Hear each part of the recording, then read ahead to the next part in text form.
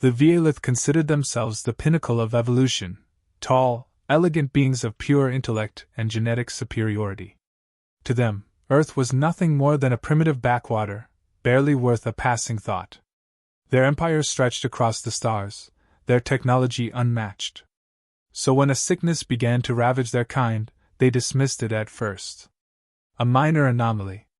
Their advanced medicine would find a solution, as it always had. But the plague spread. Faster than they could track, deeper than their finest minds could comprehend. Entire colonies fell silent. High-ranking officials collapsed mid-sentence, their bodies failing as if something had reached inside them and turned them off like a switch. For the first time in their recorded history, the Veilith knew fear. Every attempt to cure the disease ended in failure. Their bioengineering, their nanomedicine, their decades of genetic perfection, none of it mattered. They were dying, and they didn't know why. In desperation, they turned to other species, lesser races, creatures they had always considered beneath them. The reptilian Zalkar, the amphibious Drovan, even the crude, barbaric Mogren. But none had an answer. None had even encountered such a disease before. There was only one planet left to ask. A world so insignificant it had been catalogued and promptly ignored. A planet filled with creatures who still relied on organic evolution instead of directed genetic refinement. A species that consumed toxins daily, bathed in radiation, and lived among bacteria that should have killed them 1,000 times over. The Veilith had never had a reason to visit Earth. Until now. And so, for the first time, their pristine silver ships entered the atmosphere of a planet they had once laughed at. They did not come as conquerors. They did not come as gods. They came as beggars, desperate for something they couldn't even define. The humans greeted them with curiosity. Not fear, not reverence, just curiosity, as if this moment was no more important than an unexpected visitor at the front door. The Veilith tried to maintain their dignity, standing tall as they explained their crisis, their need for a cure. The humans listened.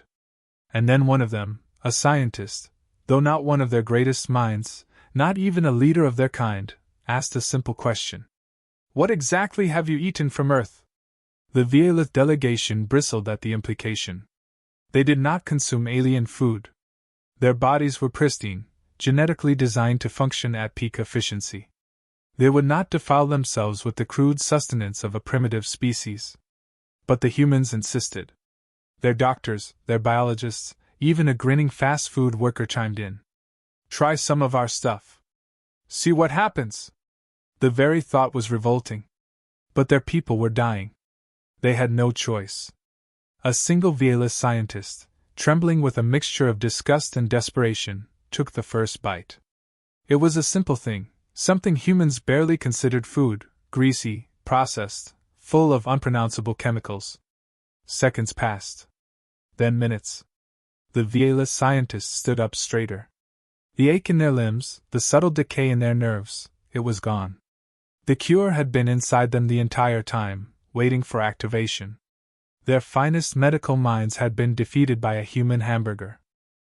The room fell into stunned silence. The Veilith scientist, moments ago on the verge of collapse, now stood with wide eyes, their fingers flexing as if testing their own body. Their colleagues stared, horrified yet desperate, as the human researcher scribbled notes, with an almost casual air. "Well," the human said, tapping their pen, "looks like whatever's in this junk food kickstarted something in your system." The Veilith recoiled at the implication. Their civilization had spent millennia perfecting their biology, purging imperfections, eliminating unnecessary variables. And now, this greasy, chemically saturated abomination, had done what their most advanced medicine could not. Another Veilith stepped forward, hesitating only for a moment before taking a bite. Then another. One by one, they gave in, their pride crumbling under the weight of their desperation. The effect was immediate. Strength returned. The tremors ceased. The humans didn't gloat. They didn't lord their superiority over the aliens who had once dismissed them. They just exchanged amused glances, muttering things like, "So you're telling me fast food is saving an entire species?" And, Guess all those preservatives finally did something useful. But as the realization set in, so did the weight of what had just happened. The Violith were not an isolated colony. They were an empire spanning hundreds of worlds, billions of lives. The cure had been found, but getting it to those who needed it would be another matter entirely. The Violith leaders tried to take control, declaring that production of the human substance would begin immediately. But the humans simply leaned back, arms crossed. That's not how this works. For the first time in history, the Violith were powerless in negotiations. Their credits meant nothing. Their technology, their superiority complex, it all crumbled in the face of one simple truth: they needed humans, and humans didn't need them. And so, humanity, the species they had once considered a joke, now held the fate of their entire civilization in their hands. Word spread faster than the plague itself. Violith diplomats scrambled to secure supply lines, but humans had no intention of handing over the cure like an afterthought. Every government, every corporation, every faction wanted a say. Galactic markets spiraled into chaos. Alien traders who once ignored Earth now begged for access. Smugglers tried to steal shipments. Entire Violith fleets repositioned near human space, not as a threat, but as desperate patients waiting for their lifeline. And at the center of it all was a single human, the researcher who made the discovery. They should have been just another face in the background, but the Violith wouldn't allow that. In their eyes, this human had ascended beyond mere biology. They weren't just a scientist. They were the savior of their species. Violith nobles, once too proud to acknowledge humans at all, now groveled for favor. Some offered technology, rare minerals, entire planetary rights in exchange for exclusive shipments. Others, particularly from the higher genetic houses, proposed something far more personal. The human barely had time to process the political storm before an alien diplomat, elegant and imposing, stepped forward with a formal bow. "I request a bonding." Silence. The other Violith barely reacted, as if the suggestion was completely rational. But to the human, it was anything but. "You mean, like a treaty?" A slow blink. "No. A genetic bond. An official union." It wasn't just about gratitude. In their culture, merging genetics with another species was the highest form of respect. To them, it wasn't enough to owe humans a debt.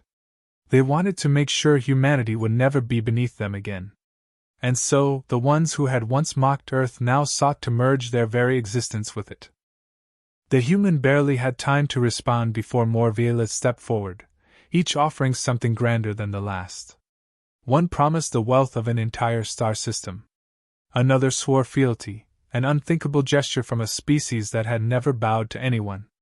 But the ones who drew the most attention were those who offered themselves, personally. The implications were staggering. The most powerful families in the Violith Empire weren't just acknowledging humanity, they were demanding integration. Not as overlords, not as rulers, but as equals. Governments scrambled to respond. Human leaders, once dismissed by the galactic elite, suddenly found themselves negotiating interspecies marriages and cultural exchanges instead of trade deals. Scientists debated the long-term consequences of genetic blending, while everyday people questioned what it meant to be human if alien nobility wanted their DNA in the mix. The researcher at the center of it all? They had no time for politics.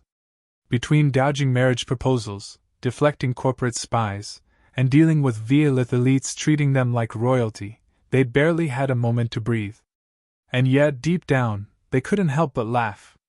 A species that once mocked Earth now fought over who could get closest to it. The mighty Violith, so advanced, so superior, had been humbled by human biology, by something as simple as greasy food and gut bacteria. It wasn't weapons, war, or diplomacy that changed the course of history. It was something mundane, something human. And for the first time in history, humanity wasn't just part of the galactic stage. They were at the center of it.